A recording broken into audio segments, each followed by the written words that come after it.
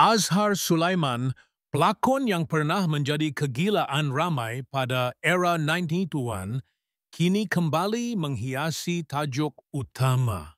Dan bukan kerana kejayaan seni atau pencapaian kerjaya, tetapi kerana satu keputusan yang menyayat hati. Berpisah dengan isteri tercinta, Cempaka Emalin Pahamin. Sebuah perkahwinan yang dulunya diselubungi cinta, tawa, dan janji setia, kini runtuh perlahan-lahan seperti bangunan lama yang retaknya tidak lagi boleh ditampal. Semuanya bermula bukan dalam seminggu, bukan dalam sebulan. Tetapi 1 tahun lalu, ketika Azhar perlahan-lahan mulai merasakan kehilangan sesuatu dalam dirinya. Dunia hiburan yang selama ini menjadi tempat dia berdiri megah mula menunjukkan sisi kelamnya. Tawaran kerja semakin sedikit, projek lakonan tertunda tanpa sebab, dan pelakon-pelakon muda mula mengambil tempat yang pernah menjadi miliknya. Di sebalik senyuman yang dilemparkan kepada kamera, Azhar menyembunyikan luka dalam diam. Kesakitan itu bukan sekadar pada kerjaya. Ia menjalar ke rumah, tempat dia sepatutnya merasa tenang, aman, dan diterima. Cempaka Emalin, wanita yang dulu menyokong setiap langkahnya, kini menjadi cermin bayang-bayang kekecewaan. Mereka tidak lagi berbicara seperti dahulu. Ruang makan yang dulunya dipenuhi gurauan anak-anak kini menjadi senyap. Hanya bunyi sudu dan garpu yang mengisi kekosongan. Sampai satu temu bual eksklusif yang tidak dijangka, Azhar akhirnya mengakui, "Saya sudah tidak kenal siapa diri saya bila berada di rumah. Saya bukan suami, bukan juga ayah. Saya hanyalah tetamu yang hadir pada waktu makan dan tidur." Kata-katanya memukul hati sesiapa sahaja yang mendengarnya. Bagaimana seorang lelaki yang sepanjang hayatnya dikenali sebagai penyayang dan setia boleh terjerumus ke dalam kegelapan ini? Di balik nama besarnya, Azhar hanyalah manusia biasa yang juga mampu patah hati, kecewa, dan letih berjuang untuk cinta yang sudah tidak wujud. Kemuncaknya berlaku apabila satu kejadian kecil membawa kepada satu perbincangan besar. Malam itu, Azhar pulang lewat dari satu sesi penggambaran, bukan kerana kerja, tetapi kerana dia tidak lagi ingin pulang awal. Dia duduk dalam keretanya hampir sejam, termenung di hadapan rumah yang dulunya dia bangga miliki bersama Cempaka. Tetapi malam itu, rumah itu seperti sebuah penjara. Dan ketika akhirnya dia melangkah masuk, Cempaka hanya memandang tanpa kata. Pertengkaran bermula daripada hal sekecil kunci pintu, tetapi meletus menjadi hujan kata-kata yang tidak mungkin dapat ditarik semula. Anak-anak mereka, yang selama ini menjadi pengikat, hanya memandang dari tangga. Mata mereka berkaca. Dan pada saat itu, Azhar tahu, dia tidak boleh lagi berpura-pura. "Jika saya terus tinggal, saya hanya akan terus menyakiti dia dan diri saya sendiri," katanya dengan suara yang bergetar. Ironinya, Azhar bukanlah lelaki yang percaya pada perpisahan. Bertahun lamanya dia bertahan, mempertahankan perkahwinan yang retak kerana dia percaya semua hubungan melalui fasa sukar. Tetapi kali ini, ia bukan sekadar fasa. Ia adalah kehilangan arah, sebuah kelelahan yang tidak boleh diselamatkan hanya dengan cinta sebelah pihak. Dalam dunia seni, banyak yang melihat selebriti sebagai watak sempurna. Tetapi realitinya, kehidupan pribadi mereka jauh lebih rumit. Bagi Azhar, keputusan untuk berpisah bukanlah kekalahan, tetapi satu bentuk keberanian. Kerana kadangkala, Meninggalkan seseorang yang kita sayang adalah satu-satunya cara untuk menyelamatkan kedua-dua jiwa daripada terus hancur. Dan kini, ketika berita perceraian ini mula tersebar, ramai yang terkejut. Ada yang menyalahkan dia, ada juga yang menyalahkan Cempaka. Tetapi hanya mereka berdua yang tahu betapa kerasnya mereka berjuang selama ini. Di media sosial, Azhar menulis satu caption pendek namun menyentuh. "Maaf, saya gagal sebagai suami, tapi saya tidak akan gagal sebagai ayah." Itulah detik di mana seluruh Malaysia tersentak. Azhar Sulaiman, ikon lelaki sempurna, kini menjadi gambaran lelaki yang patah, tetapi tidak hancur. Dia masih berdiri, meskipun tidak lagi bersama wanita yang pernah dia cintai sepenuh hati. Dan walaupun perpisahan ini penuh luka, ia juga penuh harapan bahawa mungkin suatu hari nanti dia akan menemui semula dirinya yang hilang. Tapi, apakah ini benar-benar keputusan muktamad? Apakah masih ada ruang untuk keajaiban kecil yang pernah menyatukan mereka? Mungkinkah dalam diam, Cempaka masih menyimpan sedikit perasaan? Dan Azhar, akankah dia benar-benar mampu hidup tanpa bayang-bayang wanita yang selama ini menjadi separuh dari jiwanya? Tidak ada yang tahu, dan Azhar untuk pertama kalinya memilih untuk tidak menjawab. Malam itu, hujan turun perlahan-lahan, membasahi kaca tingkap rumah banglo yang dulu menjadi impian mereka berdua. Suara rintik-rintik hujan seolah-olah meratapi apa yang sedang berlaku. Di ruang tamu, Azhar duduk sendirian di atas sofa baldu biru yang telah pudar warnanya bukan kerana masa, tapi kerana tiada siapa peduli lagi padanya. Di sudut meja kecil, masih ada secawan teh yang Cempaka buat pagi tadi. Tidak disentuh, tidak ada lagi rasa. Azhar memandang ke arah bingkai gambar di rak kecil.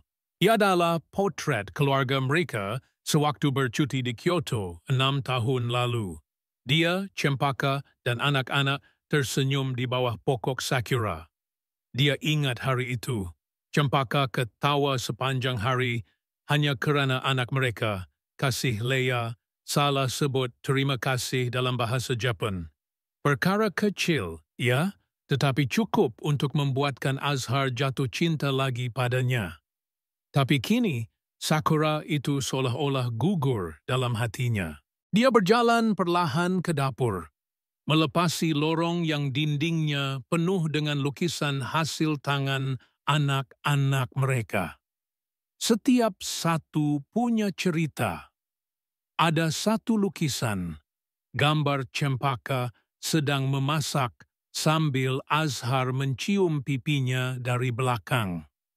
Ia dilukis oleh Reis, anak lelaki mereka yang kini dia membatu sejak hari pertengkaran itu. Lukisan itu kini tampak usang, kertasnya mulai mengelupas, dan warnanya memudar, seperti cinta mereka. Pagi keesokan harinya, Azhar memandu ke sekolah anak-anak. Dia tidak bercakap banyak, hanya tersenyum dan membetulkan tudung kasih Leia dengan tangan yang sedikit menggigil. Perkara kecil seperti ini yang dahulu menjadi rutinnya, kini terasa seperti perpisahan kecil.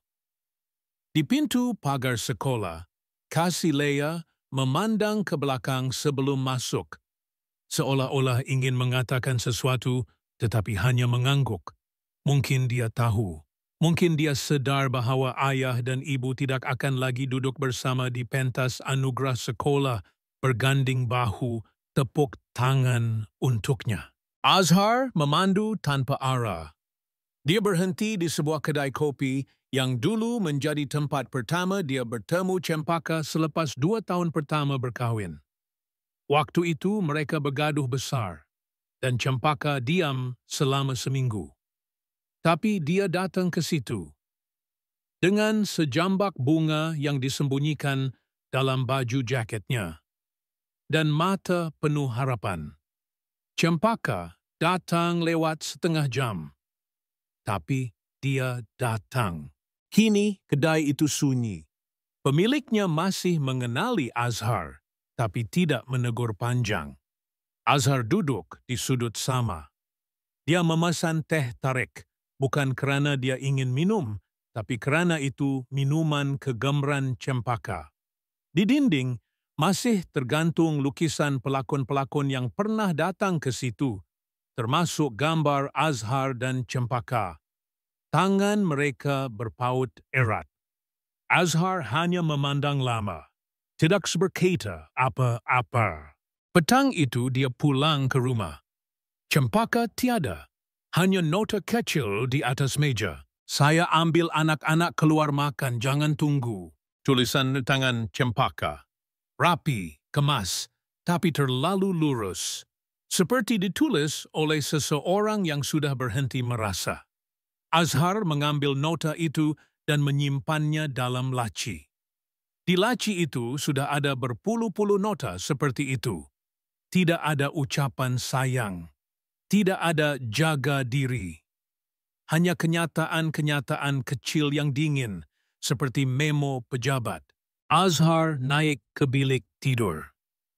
Katil yang dulunya mereka kongsi kini hanya digunakan sebelah.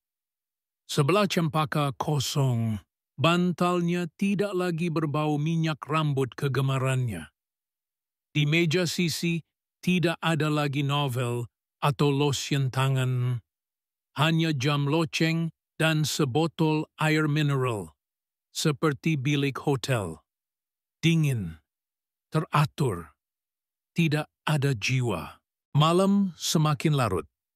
Azhar duduk di meja kerjanya, membuka buku nota lama tempat dia tulis skrip-skrip filmnya. Di sana ada satu halaman yang tertulis besar. Sinta bukan hanya tinggal bersama, tapi memilih untuk tetap bertahan ketika semua mahu pergi. Dia menatap kata-kata itu lama. Ironi, kini dia sendiri yang memilih untuk pergi. Tapi bukan kerana dia tidak mahu bertahan, tetapi kerana dia sudah bertahan terlalu lama hingga dia tidak lagi tahu untuk siapa dia berjuang. Dia menulis satu catatan baru di bawahnya. Mungkin cinta bukan untuk dimiliki, tetapi untuk dikenang, dan mungkin untuk dilepaskan agar kedua-dua tidak terus luka. Hampir subuh, Azhar turun ke halaman belakang. Dia menyiram pokok-pokok bunga yang dulu Cempaka tanam. Pokok ros putih masih mekar, tapi daun-daunnya layu sedikit. Dia pegang daun itu dan tersenyum pahit. Maaf, Cempaka, aku tak cukup air, tak cukup cahaya. Aku gagal menjaga semuanya, termasuk kamu. Azhar tidak menangis. Matanya kering, bukan kerana tidak sedih, tetapi kerana kesedihan itu sudah terlalu dalam. Terlalu lama menetap hingga air mata pun tak sanggup keluar lagi. Yang tinggal hanyalah sunyi dan memori yang menggigit setiap kali dia cuba tidur. Di garaj ada album lama. Azhar duduk di lantai, membuka halaman demi halaman. Gambar pernikahan mereka. Waktu Cempaka masih tertawa setiap kali dia melawak bodoh. Gambar ketika anak pertama lahir, wajah Cempaka penuh peluh, tapi senyumannya cukup untuk menyalakan dunia. Dan kemudian, gambar keluarga tahun lepas, semua senyum, tapi mata Cempaka sudah tidak lagi memandang ke arah Azhar. Dia memandang kamera. Dan Azhar memegang tangan Cempaka yang tidak membalas genggamannya. Satu persatu detik kecil itu kini kembali seperti arus yang tidak dapat dibendung. Setiap gelak, setiap sentuhan, setiap senyuman yang dulunya bermakna, kini menjadi luka yang paling dalam. Tapi peliknya, Azhar tetap mahu mengingat semuanya. Kerana itulah satu-satunya cara dia dapat merasakan Cempaka masih ada. Masih sebahagian darinya. Dan kini dalam diam, dalam gelap malam yang panjang, Azhar sedar satu perkara. Dia bukan sahaja kehilangan istri, tetapi juga kehilangan sebahagian dirinya. Sebahagian yang hanya Cempaka tahu wujud. Sebahagian yang tidak mungkin akan kembali. Tapi, apakah semua benar-benar berakhir? Atau ini hanyalah satu fasa sebelum fajar datang? Azhar tidak pasti. Dia hanya tahu satu perkara. Sok dia akan tetap bangun. Akan tetap sediakan sarapan untuk anak-anak. Akan tetap menyiram pokok-pokok ros. Dan akan tetap menulis. Kerana disitulah dia boleh mengekalkan serpihan dirinya yang masih hidup. Meskipun hati telah hancur, Azhar masih ada. Berdiri di tengah reruntuhan cinta, cuba memahami makna perpisahan, dan mungkin mencari makna dirinya semula. Malam berganti siang, dan siang berlalu menjadi minggu. Namun tidak ada yang berubah di dalam rumah itu, kecuali udara yang semakin berat dan diam yang semakin tebal. Cempaka masih pulang, masih melaksanakan tanggung jawab sebagai ibu, memasak, menyusun jadual anak-anak, menyemak kerja sekolah. Tetapi Azhar tahu, semua itu dilakukan dengan jarak yang tidak bisa dilihat oleh mata kasar. Setiap pergerakannya kini teratur seperti robot yang sudah diprogram. Azhar tidak berani bertanya, tidak berani membuka lagi satu pintu perbincangan yang boleh menghancurkan sisa-sisa tenang yang masih ada. Tapi yang lebih membingungkan bukan hanya diamnya Cempaka, tetapi diamnya diri Azhar sendiri. Siapa dia tidak marah? Kenapa dia tidak melawan? Kenapa dia tidak menuntut penjelasan atau cuba memperbaiki semua? Atau apakah dia sudah tahu sesuatu yang jauh lebih besar, tapi memilih untuk mendiamkan diri? Hari kartun berikutnya, Azhar mula menyendiri lebih banyak. Dia menghabiskan masa di studio kecil yang pernah dia gunakan untuk menulis skrip drama. Di sana, dia mula menulis lagi. Tapi kali ini bukan untuk penerbit. Bukan untuk layar kaca. Dia menulis surat. Banyak surat. Surat-surat yang ditujukan untuk Cempaka. Tapi dia tidak pernah serahkan. Dia hanya lipat, kemas, dan simpan di dalam sebuah kotak kayu usang yang dia sembunyikan di belakang rak buku. Surat-surat itu tidak menyalahkan. Tidak juga memohon. Sebaliknya, ia seperti serpihan batin yang cuba bersuara. Ada satu surat yang hanya berbunyi, "Aku tahu, tapi aku masih di sini." Tiada siapa tahu apa yang Azhar tahu. Tetapi sepotong ayat itu cukup untuk menimbulkan 1000 persoalan. Apakah yang sebenarnya berlaku dalam rumah itu? Dalam hati Cempaka, hingga cinta yang bertahun-tahun dibina boleh membeku tanpa tanda. Kah hanya kerana tekanan kerja masa yang tidak lagi selari, atau ada sesuatu yang lebih dalam yang tidak boleh disebutkan? Kadang-kadang Azhar akan memerhati Cempaka dari jauh, dari balik pintu, dari tingkap dapur, dari tangga. Wajahnya tetap cantik seperti dulu, tapi matanya selalu mencari sesuatu atau seseorang. Dan semakin hari, semakin Azhar merasakan dirinya seperti orang asing di rumah sendiri. Dia mula menyadari pintu bilik Cempaka selalu dikunci bila dia tiada. Telefon Cempaka sentiasa dalam mod senyap. Dan sesekali, bila Azhar masuk bilik tanpa mengetuk, Cempaka akan cepat-cepat tutup laptopnya. Perkara-perkara kecil, tapi cukup untuk membangkitkan firasat. Namun Azhar tidak bertanya. Bukannya dia takut jawaban, tapi mungkin dia sudah terlalu letih dengan kebenaran. Kerana kadang-kadang lebih mudah untuk hidup dalam ketidaktahuan daripada harus menelan kenyataan yang tidak boleh diubah. Suatu malam, ketika anak-anak sudah tidur, Cempaka berdiri di dapur memandang keluar tingkap. Tanpa berpaling, dia bertanya, "Abang pernah rasa macam hidup ini macam filem yang tak habis-habis?" Azhar yang sedang menyusun cawan di rak hanya menjawab perlahan, "Pernah, dan kadang-kadang saya tak tahu siapa pengarahnya." Bertol tidak bercakap lagi selepas itu. Tapi pertanyaan Cempaka itu terus bergema dalam kepala Azhar selama berhari-hari. Seolah-olah dia sedang memberi isyarat tentang sesuatu yang dia rasa tapi tidak mampu diluahkan, atau mungkin tentang sesuatu yang sedang dia sembunyikan. Beberapa hari kemudian, Azhar menerima satu panggilan dari seorang kenalan lama dalam industri. Seorang pengarah veteran yang pernah bekerja bersamanya satu masa dulu. Suaranya kedengaran pelik, seolah-olah ada sesuatu yang ingin diberitahu, tapi teragak-agak. "Aku ada jumpa Cempaka minggu lepas," katanya perlahan. Azhar diam. Dia nampak letih, tapi bukan sebab anak-anak, bukan sebab kau. Azhar hanya mengangguk. "Aku tahu."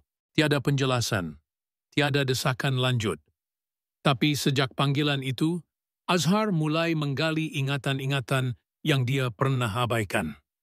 Waktu-waktu Cempaka keluar rumah lewat malam atas alasan kerja sukarelawan sekolah. Panggilan telefon yang terhenti bila dia masuk ke dalam bilik. Senyuman hambar bila ditanya tentang hari-harinya. Tapi Azhar tidak menyiasat. Dia tidak semak telefon, tidak ikuti ke mana Cempaka pergi. Mungkin kerana dia rasa jika cinta itu memang miliknya, ia akan kembali. Dan jika tidak, dia tidak mahu memaksanya. Satu petang, sewaktu dia sedang membaca buku di anjung rumah, anak bongsu mereka, Kasih Leah, mendekati perlahan. "Ayah, Mak nangis malam tadi." Azhar menoleh, perlahan-lahan meletakkan bukunya. "Kenapa?" Leah menjungkit bahu, seperti anak kecil yang tak tahu harus berkata apa. Tapi kemudian dia berbisik. "Mak cakap, dia dah buat silap besar." Azhar memeluk anaknya lama. Di dada, degup jantungnya berlari. Bukan kerana marah, bukan kerana kecewa, tapi kerana dia tahu akhirnya akan ada hari di mana segalanya tidak lagi dapat disembunyikan. Tapi belum sekarang. Dan malam itu, seperti biasa, Cempaka kembali ke bilik lebih awal. Dia tidak menyapa Azhar, tapi mereka berselisih di tangga. Cuman untuk sekejap, mata mereka bertemu. Dan di situ, Azhar melihat sesuatu yang lebih tajam daripada luka, rasa bersalah yang tidak mampu disembunyikan, dan cinta yang belum mati sepenuhnya. Azhar kembali ke studio kecilnya. Membuka surat-surat yang telah dia tulis. Dia pilih satu, membacanya. Kemudian membakar perlahan-lahan di mangkuk kaca. Kertas itu menjadi abu, tapi kata-kata di dalamnya telah pun selesai. Keesokan pagi, dia tidak tidur. Dia hanya duduk di tepi katil, mendengar suara Cempaka bersiap di bilik sebelah. Pintu bilik tidak berkunci malam tadi. Azhar tahu, tapi dia tidak masuk kerana dia masih menunggu sesuatu yang dia sendiri pun belum tahu namanya. Hari sedikit tidak minggu dan minggu bertukar bulan. Di rumah itu, tak ada apa yang benar-benar berubah, atau barangkali terlalu banyak yang telah berubah sampai semuanya terasa sunyi. Seperti sebuah set penggambaran lama yang pelakonnya telah lama pulang, tapi lampunya masih belum dipadam. Azhar kini hidup seperti bayang-bayang. Dia ada, dia bergerak, dia senyum bila perlu, jawab bila disapa, tapi tak benar-benar hadir. Bukan kerana dia tak peduli, Sebaliknya, kerana dia terlalu peduli sampai tak tahu lagi bagaimana cara untuk menunjukkan rasa itu. Dan dalam setiap detik senyap itu, dia terus menyimpan rahsia-rahsia kecil yang hanya dia dan Cempaka tahu, atau mungkin hanya dia sahaja yang masih mengingat. Cempaka pula tetap dengan langkahnya yang rapi dan teratur. Dia bangun pagi seperti biasa, menyisir rambut, membuat sarapan untuk anak-anak, mengemas rumah. Tapi matanya masih belum pulang. Seperti jiwa yang tertinggal di tempat yang Azhar tak pernah sampai dan mungkin tak pernah akan tahu. Mereka kini hidup dalam rumah yang sama, tapi seperti dua garis selari, tak pernah bersilang, hanya berjalan seiring tanpa menyentuh. Ada kalanya Azhar ingin bertanya, ingin duduk berdepan dan berkata, apa yang sebenarnya kau simpan dalam diam itu, Cempaka? Tapi bibirnya berat. Bukan kerana takut akan jawapan, tetapi kerana dia tahu kadang-kadang tak semua persoalan perlu dijawab. Ada soalan yang wujud hanya mengikut untuk membuat kita terus bertanya. Satu malam, hujan turun lebat. Petir menyambar jauh di langit, menggema seperti genderang perang. Azhar tak boleh tidur. Dia berjalan perlahan ke ruang tamu, dan di sana dia terlihat Cempaka sedang duduk di sofa, memeluk lutut, matanya tertumpu keluar jendela. Tidak menangis, tidak bergerak, hanya diam. Dan dalam diam itu, Azhar merasa seolah-olah seluruh isi rumah ini sedang menggantung di benang yang halus, menanti masa untuk putus. Dia duduk perlahan di kerusi seberang. Tidak berkata apa-apa, tidak bertanya, hanya duduk. Dan untuk seketika yang aneh, mereka kembali seperti dulu. Dua orang asing yang diam-diam mahu mendekat, tapi terlalu takut untuk memulakan. Hujan semakin lebat. Lampu di luar bergoyang-goyang ditiup angin. Dalam remang cahaya itu, Azhar akhirnya buka suara. Masih ada ruang untuk kita bercerita? Cempaka tidak menjawab. Dia hanya memejamkan mata. Lama, seolah-olah cuba menahan sesuatu dari meledak.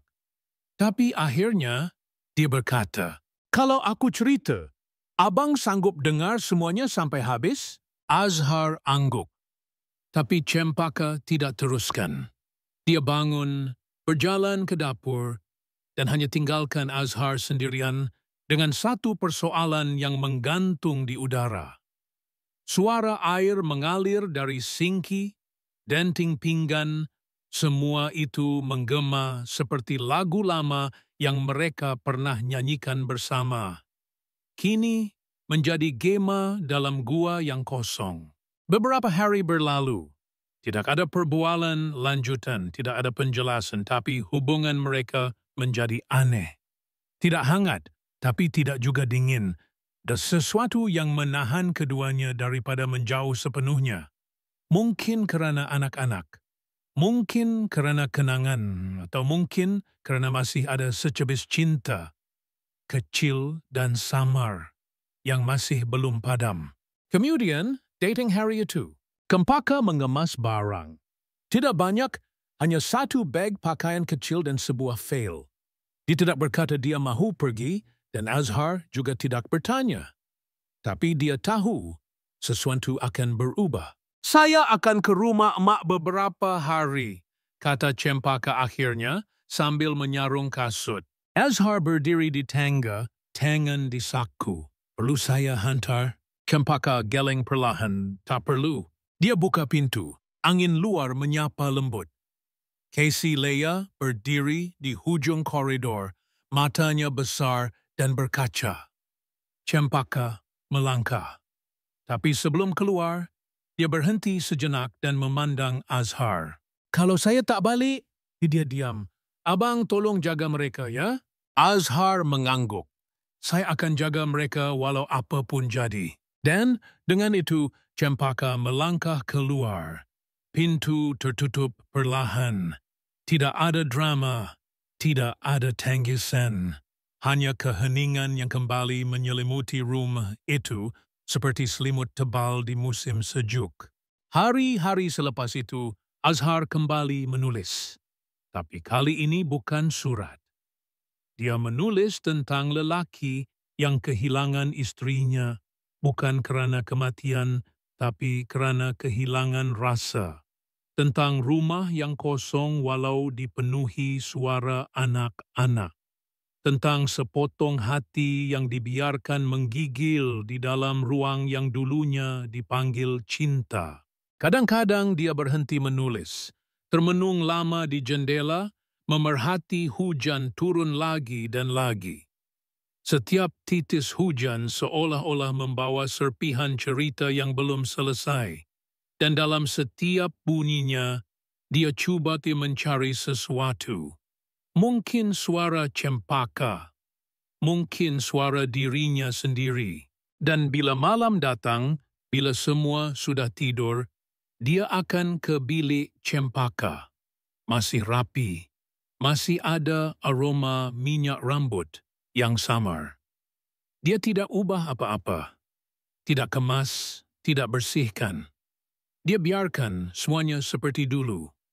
Seolah-olah masih menunggu seseorang pulang. Atau setidak-tidaknya, seolah-olah ingin percaya bahawa ada sesuatu yang belum berakhir. Pada satu malam, dia buka kotak surat-surat itu kembali. Surat terakhir yang dia tulis belum dibakar. Di situ tertulis, "Aku mungkin bukan lelaki terbaik, tapi aku cuba mencintai dalam diam, mencintai dalam gagal, mencintai tanpa harap kembali.